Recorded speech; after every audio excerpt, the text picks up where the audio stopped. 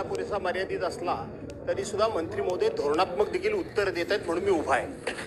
मंत्री महोदय, आपल्या कानापर्यंत नक्की आलं असेल की आपल्याकडे जे CPR हॉस्पिटल आपल्या कोल्हापूरमध्ये आहे, या CPR मध्ये जे CS आहेत, त्या CSनी कुठल्या कर्मचाऱ्यांच्या कुठे ड्युट्या लावायच्या, ज्यांची कोणाची वैद्यकीय बिलं वगैरे काढायची असतील तर त्या प्रत्येक कर्मचाऱ्याकडून किती किती पैसे घेतले त्याची प्रत्यक्षपणे डायरी त्यांच्या तिथे CSच्या केबिनमध्ये अध्यक्ष महोदय मिळाली की याच्याकडून एवढे ठरले होते परंतु एवढे आले, एवढे यायचे बाकी आहेत.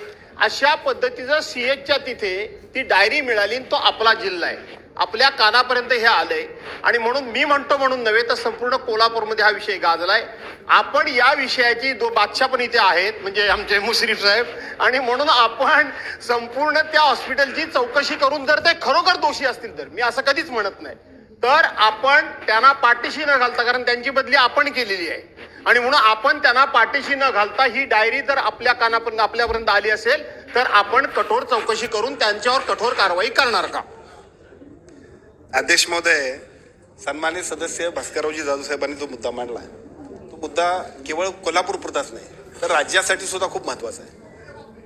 तो एका कारणासाठी मी मुद्दाम सांगतो आपल्याला, कारण कसं आहे की या सगळ्या भरती आपल्या सगळ्या ह्या मेडिकल सर्टिफिकेट देण्यामध्ये सुद्धा जी काही अनियमित आहे त्यातला तो एक भाग आहे.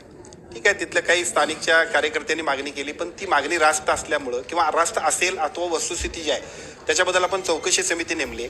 त्या चौकशी समितीमध्ये जे जे दोषी असतील त्यांच्यावरती तर कारवाई होईलच, त्याच्यात वाद नाही, पण केवळ तेवढ्यावर थांबून चालणार नाही. राज्यासाठी महत्त्वाचं एवढ्यासाठी म्हणतो की आम्ही सगळेजण काम करताना मेडिकल बिलासाठी ज्या पद्धतीची आर्थिक मागणी केली जाते हा सगळ्या राज्यातल्या अनेक ठिकाणचा विषय आहे. सगळे कर्मचारी जे आहेत त्याच्यामध्ये त्रस्त असतात. त्यामुळे मला असं वाटतं की तुमच्या प्रश्नाच्या निमित्तानं आम्ही असं जाहीर करतो की आमच्या आरोग्य विभागाच्या वतीनं सगळ्या जी काही मेडिकल बिलं घेतली जातात त्या सगळ्यांची ऑनलाईन पद्धतीने आम्ही काम केलं पाहिजे, म्हणजे तिथं थांबणार नाही, विलंब होणार नाही आणि अशात जो उशीर होईल त्यांच्यावरती कारवाई होणं सुद्धा अपेक्षित आहे. ते सुद्धा आम्ही निर्णय घेतोय.